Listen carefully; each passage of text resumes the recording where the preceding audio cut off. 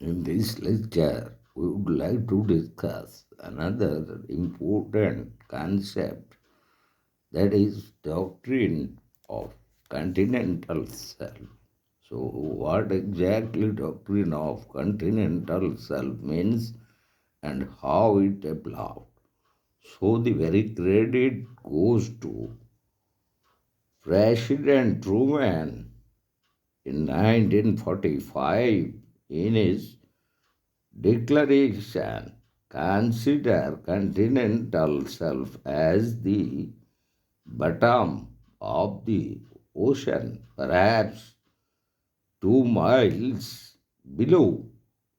The seabed shelves outwards and downwards for a considerable distance, exceeding 3 mile territorial limit.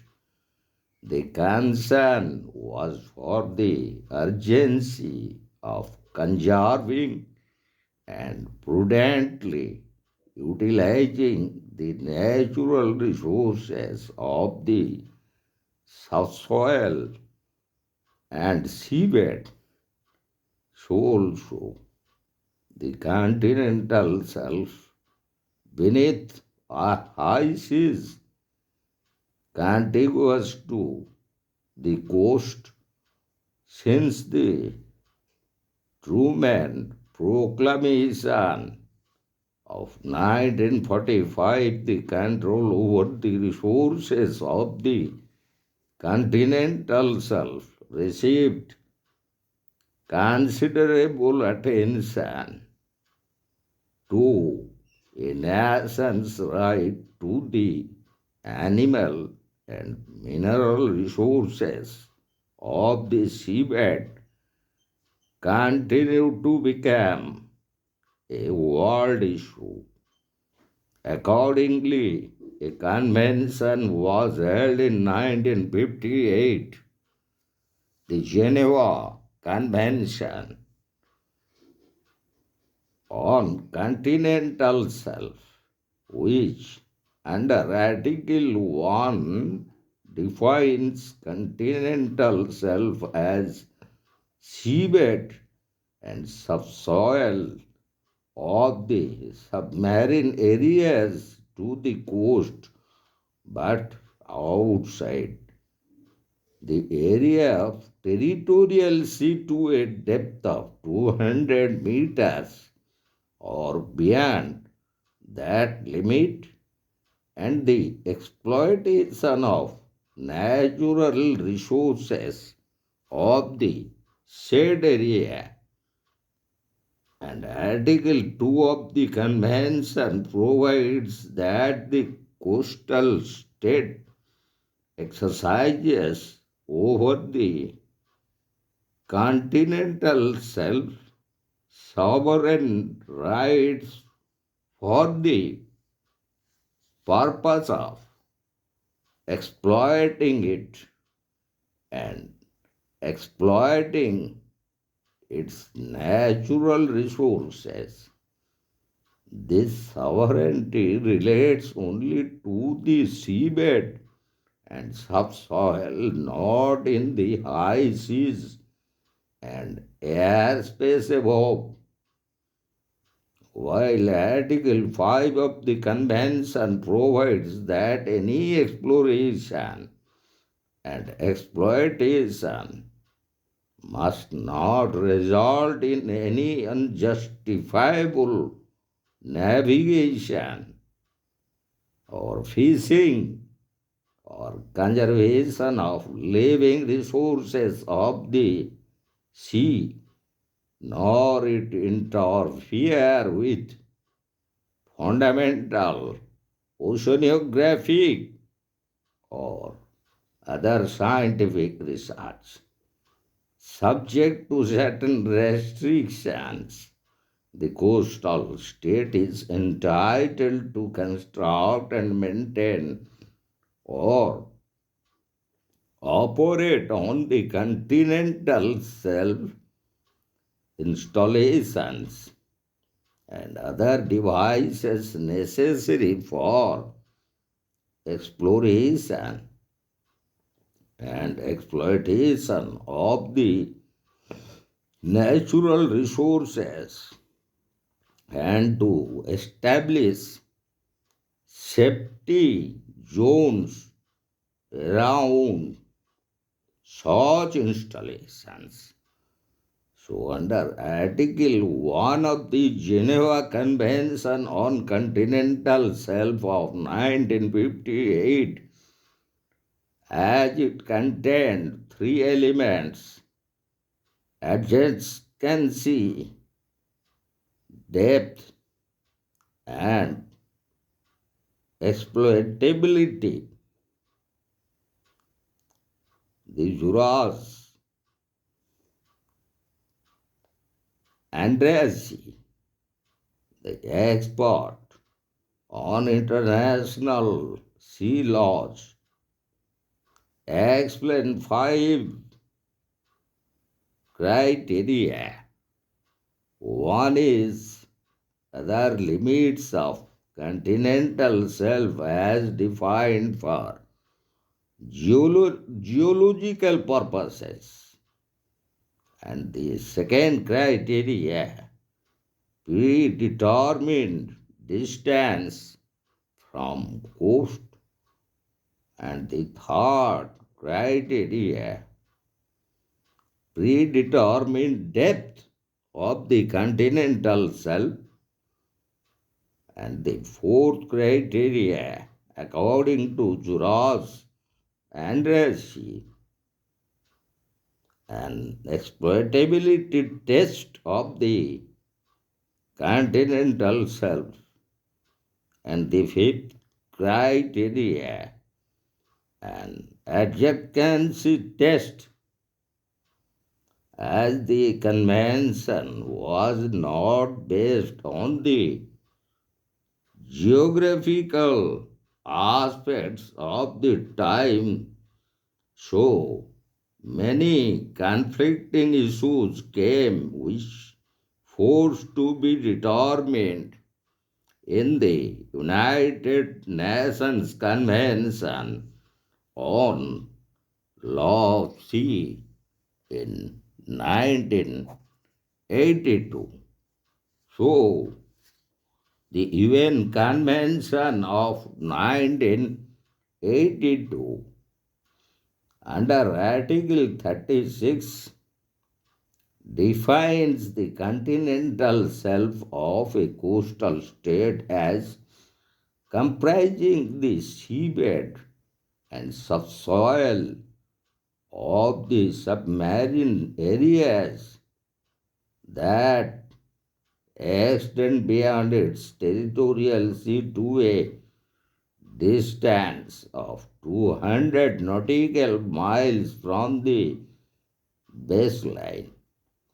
It comprises the submerged land mass of the coastal state, the seabed, subsoil, the slope, and the rise which are falling within that 200 nautical miles from the baseline.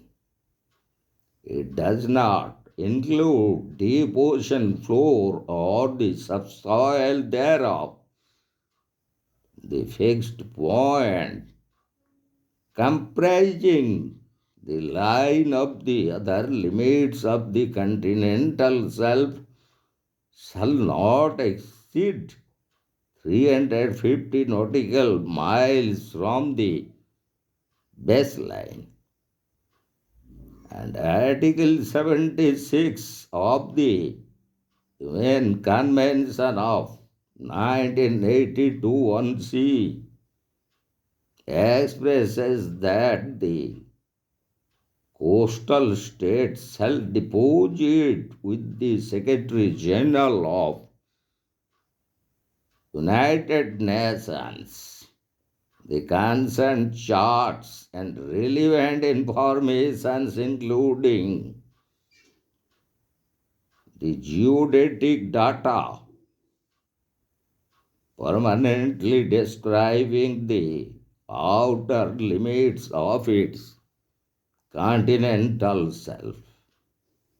As under Article 77, the rights of the coastal state do not depend on occupation, effective, or any express proclamation.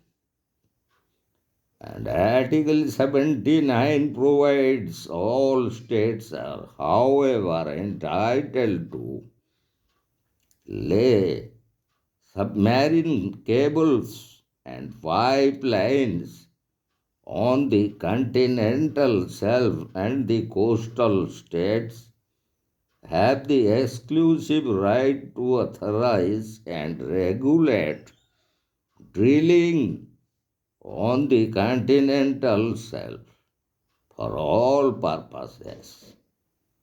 Article 80 to 82 of the UN Convention on Law of the Sea expresses that all states shall make payments or contribution in respect to the exploitation of the non-living resources of the continental shelf beyond 200 nautical miles from the baseline.